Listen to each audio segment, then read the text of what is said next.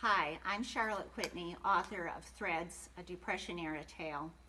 Today I'm going to be talking about the inspiration for Threads, some incidents in my childhood, some information regarding the location of the farm that Threads is set upon, and the community that Threads was part of. So I'll start with my own incidents from childhood. People ask me anything, pieces of you that's in there, and the answer is yes. Um, I experienced a few of the things that the girls in the book experienced. One was the chicken with its head cut off, chasing Nellie around until she, terrified, runs into the milk house and slams the door shut. That actually happened to me. I have no explanation how or why a dead chicken could follow me around, and as I just ran in circles to get away from it and finally ran into the milk house and slammed the door. I know that it actually happened because the red blood marks remained on that milk house door for several weeks, if not months. Secondly, the drudgery of gardening. When you're on a farm and raising and I mean all of your own food for the entire year, everybody has to pitch in with the gardening, including the children. And it can become very wearing after a while. And the characters in this book talk about that. My mother, when she was a kid, hated weeding onions.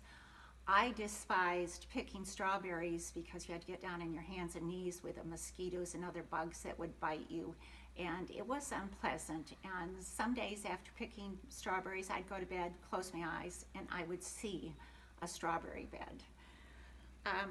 Third was the barn fire.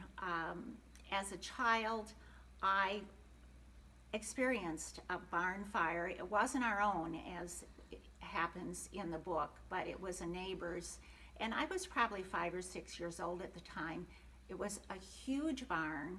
It was at the end of the summer in August during the county fair time, so must have been filled with hay because it burned on forever, huge flames reaching up to the sky.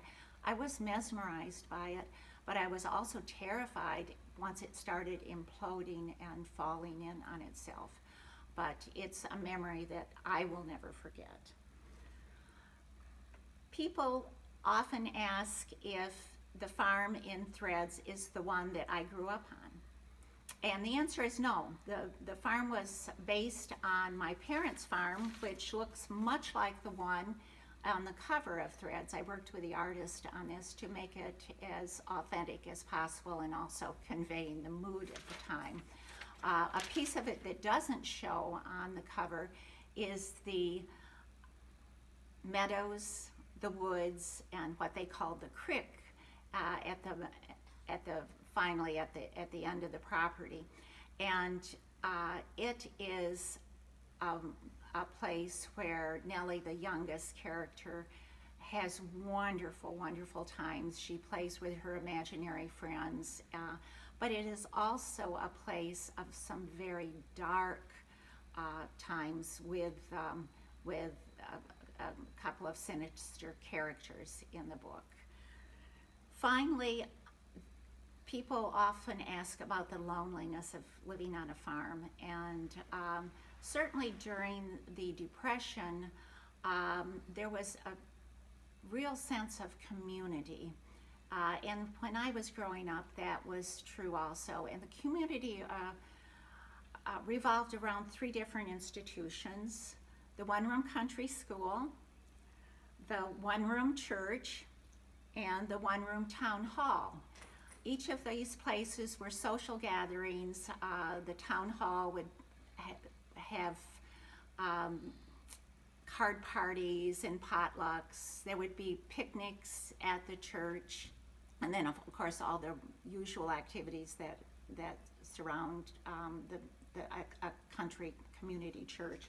In the one-room country school, also, parents and children would come together for penny suppers, for potlucks, for school picnics.